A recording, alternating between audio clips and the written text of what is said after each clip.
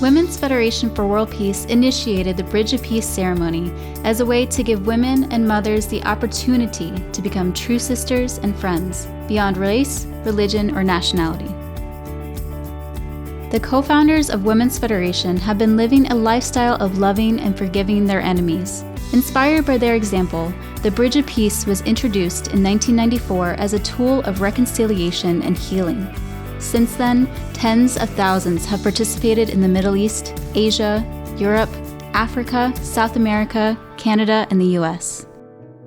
By embracing the other on the bridge, participants begin to heal not only wounds of the present, but also wounds of the past, and ultimately heal themselves. I thank Father Sun Myung Moon and Mother Hak Ja Ha Moon for their vision, because it's truly been realized today as so many of us with differences met at the bridge, embraced, and walked across the bridge together.